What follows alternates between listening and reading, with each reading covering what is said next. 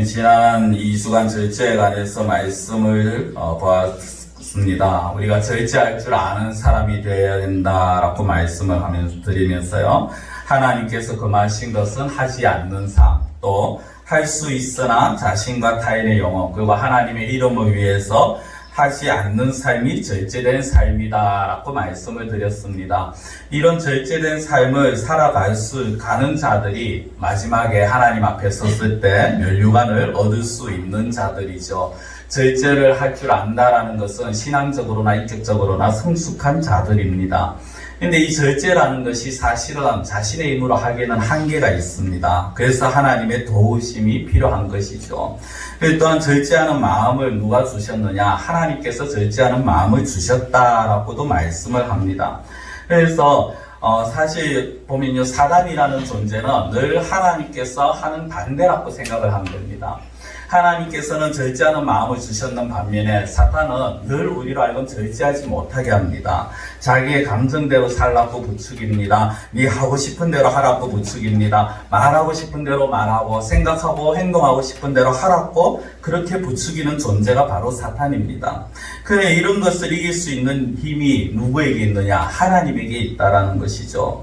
그래서 오늘 하나님께서 주시는 절제하는 마음, 이것을 우리가 좀 같이 생각해 보기 원합니다. 디모데후서 우리가 아마 제가 여기 이 교회 와서 거의 보지 않은 말씀 가운데 하나인 것 같습니다. 디모데전서와 디모데후서, 바울이 디모데에게 썼는 편지입니다. 근데 특히 디모데후서는 바울이 로마 감옥에 갇혔을 때 썼는 편지입니다. 바울이 사역을 하면서 옥에 여러 번 갇힙니다. 사역하면서 지역마다 에베소에서도 고린도에서도 갇힙니다만은 특히 로마 감옥에 갇혔다라는 것은 어떻게 보면 이제 바울의 삶의 마지막이 다가온다라는 그런 의미입니다. 그곳에서 바울 역시 자신의 삶이 얼마 남지 않았다라는 것을 알았을 것입니다. 그리고 그것에 이제 잠시 후면 내가 재판을 받을 것이고 잠시 후면 이곳에서 목숨을 잃을 것이라는 것을 알았습니다. 그래서 바울은 이 디모데후서 뒤에 보면은 내가 달려갈 길 다 가고 선한 싸움 다 싸웠다라는 그런 고백까지 하게 되어집니다. 근데 이런 지금 바울이 내가 정말 하나님 안에서 내 할 일 최선을 다해서 했다라고 말을 하면서도 바울에게 걱정거리가 있었는데 그 중에 하나가 무엇이냐면 바로 이 편지를 지금 쓰고 있는 디모데라는 인물입니다.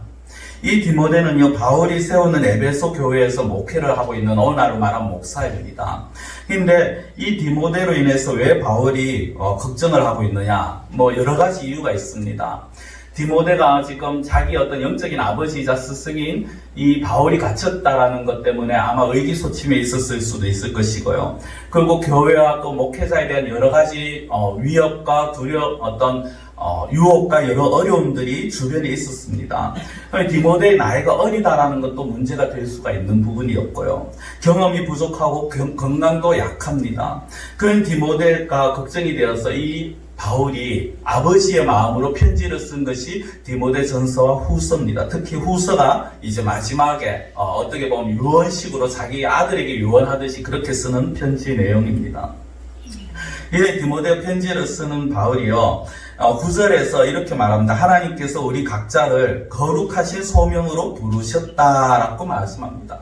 우리를 구원하사 거룩하신 소명으로 부르셨다.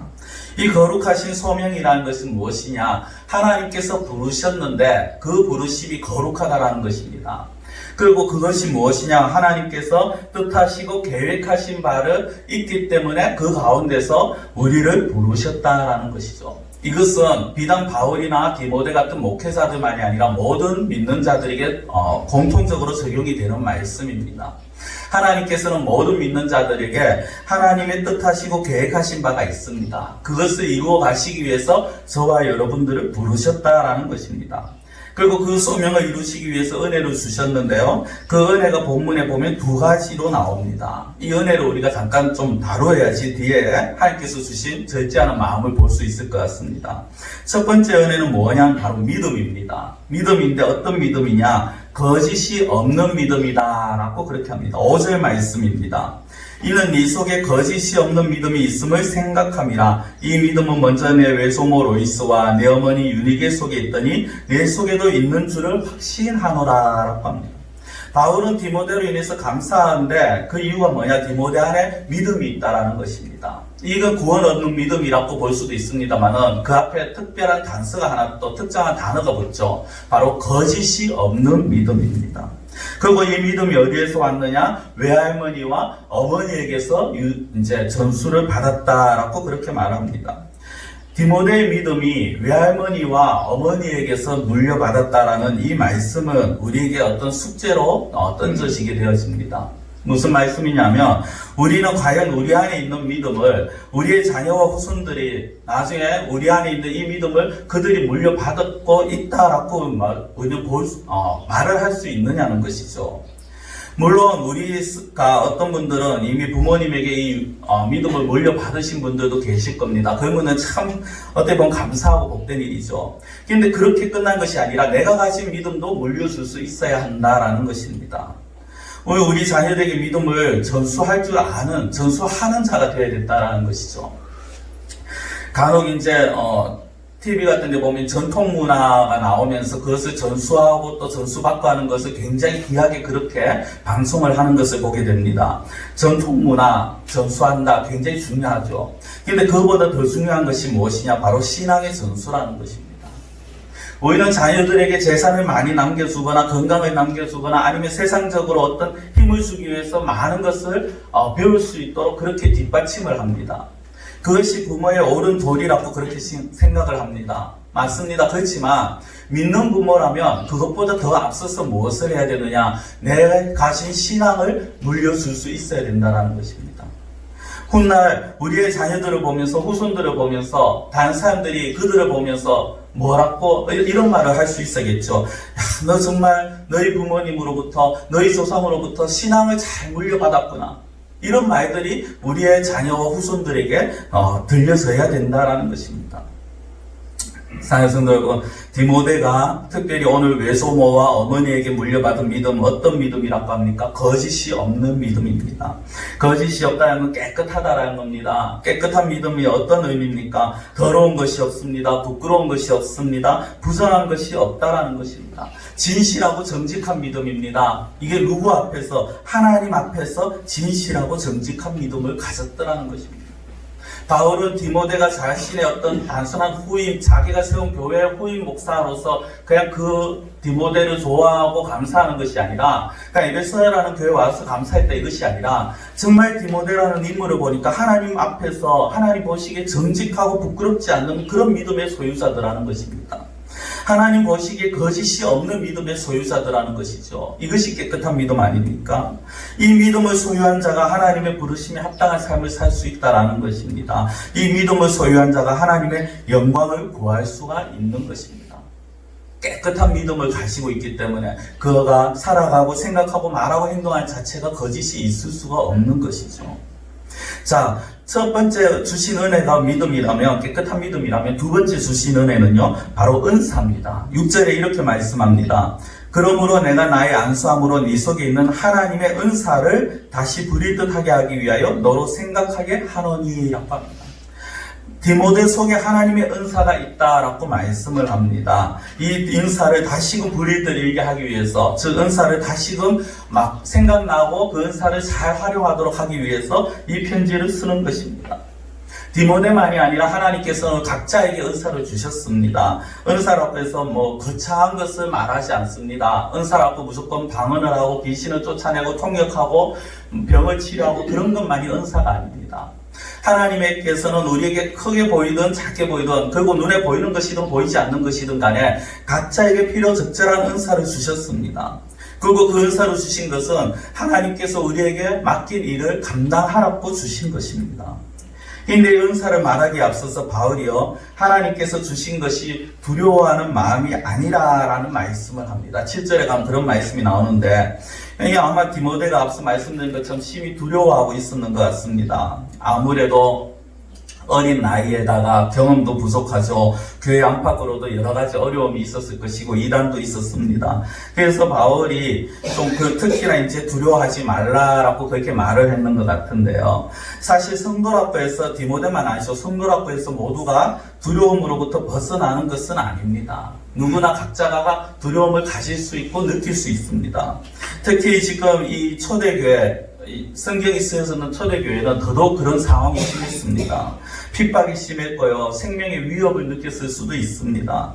오늘날은 어떻습니까? 생명의 위협은 아닐지언정 또 다른 어려움들이 있죠. 코로나19라는 재난 앞에서 수많은 사람들이 두려워하고 불안해합니다. 교회조차도 앞으로의 미래가 어떻게 될까 굉장히 불안하고 두렵기는 마찬가지입니다. 그러나 하나님께서는 바울을 통해서 뭐라고 하십니까? 두려워할 필요가 없다라는 것입니다. 왜냐? 하나님께서 주신 마음은 두려워하는 마음이 아니기 때문이라는 것입니다. 하나님께서 주시는 마음은 불안한 마음이 아니라 평안을 주시는 것입니다. 예수님께서도 나의 평안을 너희에게 주노라 라고 말씀을 하셨죠. 그렇다면 하나님께서 주신 은사가 두려워하는 마음이 아니라면 무엇이냐? 7절에 이렇게 말씀을 합니다. 하나님이 우리에게 주신 것은 두려워하는 마음이 아니요 오직 능력과 사랑과 절제하는 마음이니. 능력과 사랑과 절제하는 마음. 이 능력과 사랑을 먼저 좀 짧게 말씀드리고 이제 절제하는 마음을 말씀드리겠습니다. 첫 번째 하나님께서 주신 은사가 뭐냐? 능력이라고 합니다. 이 능력을 8절에서는 능력을 따라 복음과 함께 고난을 받으라고 합니다. 이 얘기는 고난을 받게 하는 능력이라고 표현을 할 수도 있습니다만 고난을 감당할 수 있게 하는 능력이라는 의미가 더 강합니다. 앞서 말씀드린 것처럼 디모데는요, 자기 나이의 어림과 여러 가지 문제 때문에, 그리고 자기 어떤 영적 아버지 스승인 바울의 투옥 이런 문제 때문에 굉장히 힘들어하고 있습니다. 이럴 때 바울이 한 말은 하나님께서 너에게 고난을 감당할 힘을 주셨다라는 것입니다. 고난을 감당할 수 있는 능력을 주셨다라는 것입니다. 두려움에 관해서 성경에 참 사건들이 많습니다. 제가 몇 가지 말씀을 드려보면요. 이스라엘 백성들을 애굽에서 인도하여 낸 모세가 가나안 땅에 들어가기 직전에 죽게 됩니다. 그의 삶을 다 마칩니다. 그 후에 여호수아가 잘 아시다시피 모세의 뒤를 이어서 이스라엘의 지도자가 됩니다. 그런데 여호수아 입장에서는요, 이 상황이 너무나도 두렵습니다. 왜냐하면 그 지도자라는 위치가 그냥 어떤 단체 정도의 지도자가 아니라 한 민족의 지도자가 되어집니다. 그리고 이 이스라엘을 이끌고 이제 이 여호수아가 가야 할 땅은 가나안입니다. 거기에는 아낙 자손이라는 키 큰 거인도 있었고요. 무장이 잘 된 그런 나라들이, 군사들이 있었습니다. 사람들이 많았습니다. 객관적으로 봐도 이스라엘 사람들이 들어가서 가나안 땅을 차지한다는 것이 보통 일이 아닙니다. 굉장히 어렵고 거의 인간적으로 보면 실패하기 쉬운 그런 상황입니다. 거기에다가 이 이스라엘이 또 보통 민족입니까? 틈만 나면 하나님을 반역하고 모세에게 대들던 그런 민족입니다. 이걸 두 눈 뻔히도 다 보았던 여호수아입니다. 여호수아가 이미 가나안도 정탐했죠. 이스라엘의 이 어떤 습성들도 다 알죠. 근데 이들을 이끌고 가나안 땅에 들어가야 한다는 것이 여호수아에겐 보통 두려운 일이 아니었을 것입니다. 그러나 여호수아 입장에 보면 하나님께서 여호수아에게 두려워 말라, 내가 너와 함께 할 것이다 라고 말씀을 하시죠. 이 민족을 이끌고 이 가나안 땅에 들어가라. 그것을 내가 너와 함께하고 내가 그 일을 감당하고 내가 그 일을 해주겠다라고 하나님께서 말씀을 하시는 겁니다. 결국 여호수아가 하나님을 붙들고 담대하게 가나안 땅에 들어가고 그 땅들을 정복하지 않습니까? 구약만 아닙니다. 신약 시대에도 마찬가지죠. 예수님 당시에도, 당시가 아니죠. 예수님이 돌아가시고 난 후에도 보면은 남아있는 제자들에게 두려움의 시간이 찾아옵니다. 예수님을 믿는 자들을 잡고 그들을 체포하기 위해서 또 죽이기 위해서 혈안이 되어 있는 유대인들 때문에 그들은 늘 두려움 속에서 숨기에 바빴습니다. 그들에게 부활하신 예수님이 찾아오셔서 평강을 말씀을 하시죠. 평안하라라고 말씀을 하십니다. 그 예수님의 말씀을 붙들고 그들이 담대히 복음을 전하고 신앙생활을 해나갑니다. 성도 여러분, 하나님께서는 성도들을 두려움 가운데, 불안함 가운데 그냥 내버려 두지 않으신다라는 이 사실을 우리는 다시 한번 생각해야 합니다. 그리고 이 사실을 붙들어야 합니다. 모든 두려움을 하나님께서는 이길 수 있는 힘을 주셨습니다. 그것이 바로 본문의 7절에 나오는 능력이라는 것입니다. 이 능력을 단순하게 어떤 내가 정말 크게 겉으로 드러나는 그런 어떤 힘, 이것이 아닙니다. 하나님께서 내가 감당할 수 없을 것 같은 그 상황을 감당할 수 있는 힘을 주셨다라는 것입니다. 그리고 두 번째 은사가 무엇입니까? 능력과 사랑이다라고 말씀을 하셨습니다. 사랑은요, 늘 능력과 함께합니다. 예수님께서 말씀을 가르치시고 기적을 보이실 때 그때 항상 보면은 무조건 능력만 보여주신 것이 아닙니다. 항상 그 선후를 보면요, 예수님께서 그 대상을 긍휼히 여기시는 마음을 보이십니다. 사랑하는 마음을 보이십니다.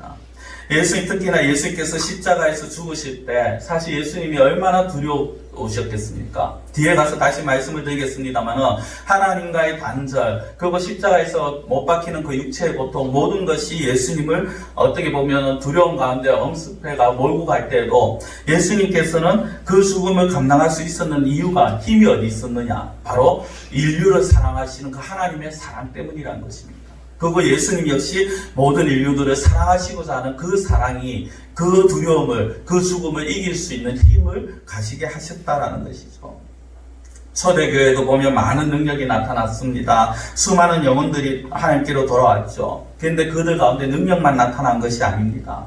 그 능력과 함께 같이 생긴 것이 무엇이냐? 서로 사랑하는, 한 몸으로 한 공동체로 사랑하는 마음이 생겼습니다. 그래서 초대교회 사도행전에 보면요, 서로 가진 것을 통용했다. 자기에게 있는 것을 서로 나누었다라고 그렇게 말하기도 합니다. 교회사에서도 마찬가지입니다. 선교사들이 다른 나라로 떠나는 이유가 무엇입니까? 그 나라를 하나님께서 사랑하는 마음을 주셨기 때문에 자기의 모든 것을 기꺼이 버리고 선교를 하는 그런 모습이죠. 그렇게 또 하나님께서 주신 그 사랑하는 마음을 가지고 갔을 때 하나님께서 능력도 주시더라는 것입니다. 이 두 가지 은사, 능력과 사랑을 하나님께서 저와 여러분들에게 주셨습니다. 모든 두려움을 이기게 하실 수 있는 능력, 이기게 하는 능력입니다. 내 힘으로는 감당할 수 없고, 내 힘으로는 어떻게 보면 흔들릴 수밖에 없고, 도저히 해나갈 수 없을 것 같은 그런 상황 속에서도 하나님께서는 그것을 감당하게 할 수 있는 능력을 주셨다라는 것입니다. 그리고 그 능력과 함께 같이 주신 것이 무엇입니까? 하나님의 마음, 바로 사랑의 마음을 주신 것입니다. 하나님과 예수님을 사랑하는 마음을 잃지 않는다면 이 능력과 사랑이 우리 속에서 나타날 수 있는 것입니다. 자, 이제 오늘 핵심이자 주제인 세 번째 은사입니다. 절제하는 마음인데요. 절제라는 것은 조절을 말을 하죠. 조절입니다. 특히 성경에서 말하는 절제가 무엇입니까? 자신을 다스릴 수 있는 능력입니다. 자기의 어떤 마음과 생각과 의지, 말, 행동 이런 것들을 하나님의 뜻과 하나님의 말씀에 맞춰서 조절할 수 있는 능력, 이것이 바로 절제라는 것입니다. 이것을 하나님께서 주셨다라는 것입니다. 성경은 우리가 어느 특정 부분에서만 아니라 삶의 모든 영역에서 절제해야 한다라고 말씀을 합니다. 성경 곳곳에서 보면요, 방종에 빠지지 않게 자기를 다스리라고 말씀합니다. 술의 유혹을 다스리라, 언행의 절제가 필요하다, 육신의 정욕에, 물질의 지식에, 심지어는 부부간에서도 절제가 필요하다라고 말씀을 합니다.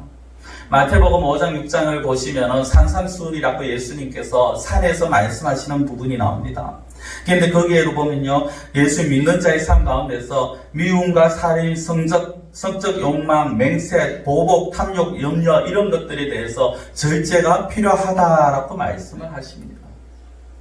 그렇다면 왜 모든 일에 절제가 필요합니까?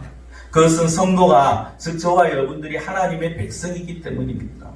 하나님의 사람, 하나님의 백성은 하나님의 뜻을 이루는 사람입니다. 그런데 이 절제가 앞서 서두에 말씀드린 것처럼 우리 힘으로 쉽지 않습니다. 사람마다 제각각의 차이가 있습니다. 조금 더 절제를 잘하는 사람이 있고 좀 더 쉽게 흥분하거나 절제가 안 되는 사람도 있습니다. 그러나 아무리 인간적으로 봤을 때 조금 더 낫다 하더라도 그 사람은 완벽하게 자기 자신을 조절하지 못합니다. 아무리 애써봐도 쉽지 않은 것이 절제입니다. 아니, 절제만이 아니죠. 우리 삶 자체가 그렇지 않습니까? 우리의 삶 자체가 조금만 방심하고 조금만 마음을 놓으면요, 금방 또다시 우리 가운데 죄악이 나오게 됩니다. 더러운 것이 나오게 되더라는 것입니다. 저는 이제 한 번씩 염색을 합니다. 조금 귀찮다고 좀 미루고 이렇게 하면요, 금방 또 머리가 허옇게 된 게 희끄니까 이런 보기가 싫어서 어떨 때는 그냥 흰머리로 가버릴까 하다가도 또 그 기간이 너무 길다 보니까 그냥 염색을 계속 하는데요. 염색해보신 분들은 아실 겁니다. 할 시기를 조금만 놓치면 금방 머리가 끄덕끄덕 보이고 또 그것이 좀 심해지면 지저분하게 보입니다. 그렇죠? 한순간 지금 뭐 조금 안 있다가 나중에 이런 마음들이 결국 그렇게 보이게 되더라는 겁니다. 그건 우리의 삶도 마찬가지더라는 것이죠.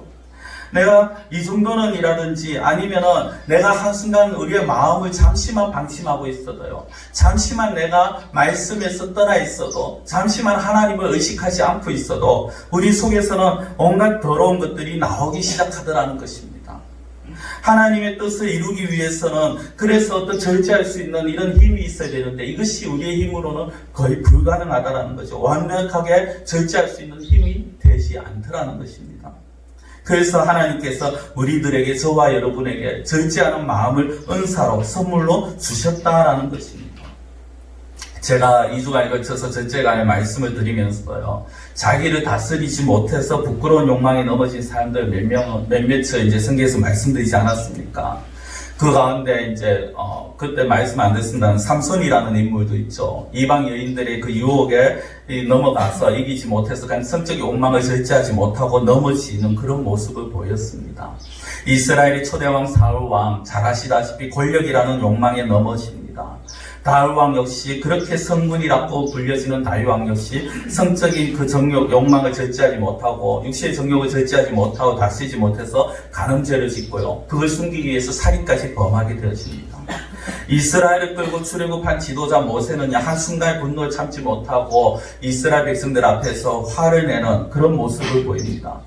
예수님을 3년이나 따라다녔는 가룟 유다 어땠습니까? 물욕을 절제하지 못해서 실패한 그런 인물이 되었습니다.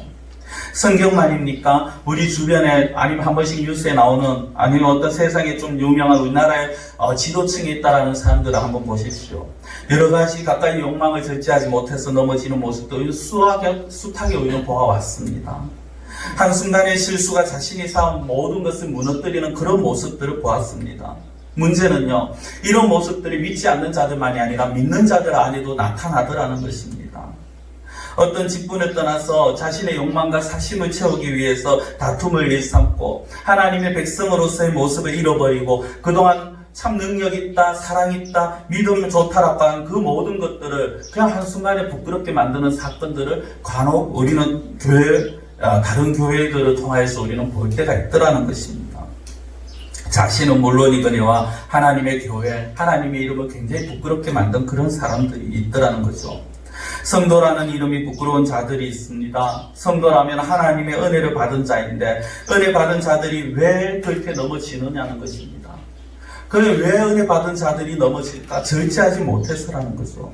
자기 자신을 다스리지 못했습니다. 분명히 하나님께서는 성도들에게 절제하는 마음을 주셨는데 그 마음을 따르지 아니하고 자기의 마음대로 행한 결과가 넘어지는 것입니다. 이것이 중요하죠. 성도 여러분, 하나님께서 우리에게 마음을 주셨습니다. 절제하는 마음 주셨습니다. 그렇지만 우리가 그 마음을 따르지 아니하면은 하나님께서 선물 주셔도 아무 소용이 없다라는 것입니다. 우리가 다른 사람들에게 선물을 받습니다. 선물 종류가 여러 가지겠습니다만 그 선물을 받았는데 나는 이것이 싫어 내 마음에 들지 않아라고 한 구석에 처박아 놓고 처박아 놔버리면 그 선물과 나는 아무런 관계가 없는 것이죠. 하나님께서 절제하는 마음을 주셨으면 우리는 그 마음을 따르면 되는데 따르지 아니하고 나중에 하나님 앞에 왜 하나님 나를 좀 통제를 안 시킵니까? 이런 말을 해서는 안 된다라는 것입니다. 성도가 육체의 욕심을 이길 수 있는 방법은 성령의 인도를 받는 것이고요. 그것이 바로 절제하는 마음을 따라가는 것입니다. 다르게 표현하면 성령의 인도를 받는다. 오늘 본문 말씀대로 하면 절제하는 마음을 따르는 것. 갈라디아서 5장 16절에 이렇게 말씀합니다. 내가 이르노니 너희는 성령을 따라 행하라. 그리하면 육체의 욕심을 이루지 아니하리라. 육체의 욕심은 무엇입니까? 내가 하고 싶은 대로 내 욕망대로 살아가는 겁니다. 앞서 말씀드린 삼손, 사울, 다윗 이런 가룟 유다 같은 그런 사람들 그 넘어지는 부분이 육체의 욕심을 따르는 거죠. 그 육체의 욕심을 따라 이루지 않는 방법이 뭐냐? 성령을 따라 행하는 것. 하나님께서 우리에게 주신 마음을 절제하는 마음을 그 마음이 깨달으실 때 그 말씀 따라 그 마음 따라 하나님을 붙들고 절제하는 삶을 살아야 된다라는 것입니다. 근데 이것이 사실 쉽지는 않습니다. 어느 한순간 내가 교회를 다녔다 한순간 확 박혀지지는 않습니다. 그래서 우리는 늘 꾸준히 훈련을 해야 합니다. 늘 자신을 죽여야 합니다. 우리 늘 어떤 이 훈련이 결국 우리로 알고 성령의 9가지 열매, 제가 말씀드린 갈라디아서 5장에 나오는 사랑, 희락, 화평, 오래 참음, 자비, 양선, 충성, 온유, 절제, 이 열매들을 맺게 하더라는 것입니다. 절제가 마지막에 나오죠. 절제 역시 성령의 인도하심 따라 우리가 맺어지는 열매요. 하나님께서 주시는 마음을 붙들고 나아갈 때 가질 수 있는 열매인 것입니다. 예화를 하나 들까 합니다. 사람이 아니고 동물에 관한 이야기입니다. 1999년에 미국의 유명한 스포츠 방송사인 ESPN이라는 방송국에서요, 20세기 가장 유명한 운동선수를 뽑았습니다. 100명을 뽑았습니다. 근데 사실 100명이라고 할 수 없는 게 이 100 중에 하나가 바로 사람이 아니라 말이었습니다. 시크리테리엇이라는 말인데요, 경주마입니다. 우리나라에서는 경주마 하면 조금 안 좋게 많은 사람들이 인식을 합니다만, 이 경주마가 1991년부터 95년까지 5년 동안 세계 유명한 경기들을 모두 우승을 한 그런 아주 뛰어난 말입니다. 오죽하면 이 말을 가지고 주제로 해서 영화까지 사실 만들어졌습니다. 시크리테리엇이라는.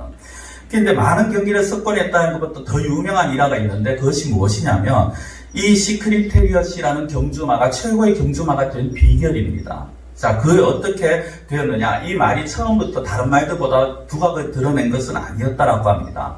여러 마리의 말 중에서 한 마리였고, 그 여러 마리의 말들을 조련사들이 훈련을 시킵니다. 근데 초반에 어떻게 훈련을 시키느냐면, 훈련한 일주일 동안 마실 물을 거의 주지 않습니다. 아주 필요할 정도로만 최소한의 물만 줍니다.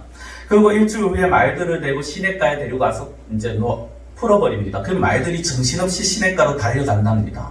그때 조련사가 뒤에서 멈춰 돌아와, 이 말을 한마디 딱 합니다.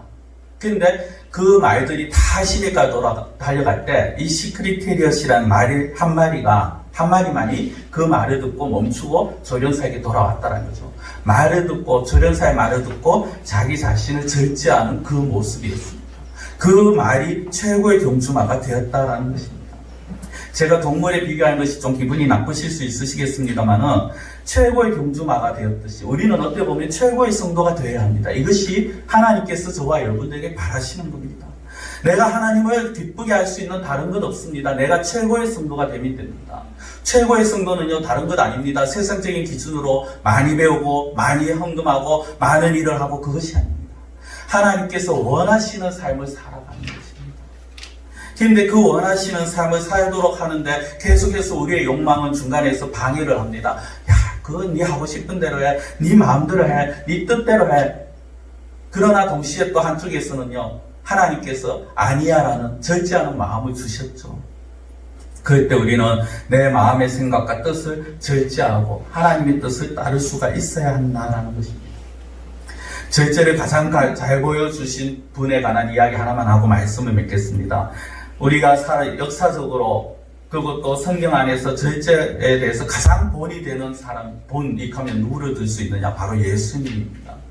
사실 예수님은 성령의 열매 중 무엇을 말해도 다 그 본이 되시는 분이십니다. 절제 역시 마찬가지입니다.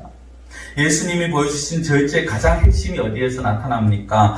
마태복음 26장에 보면은 십자가에 달리시기 전날 하나님 앞에 기도할 때 나타납니다.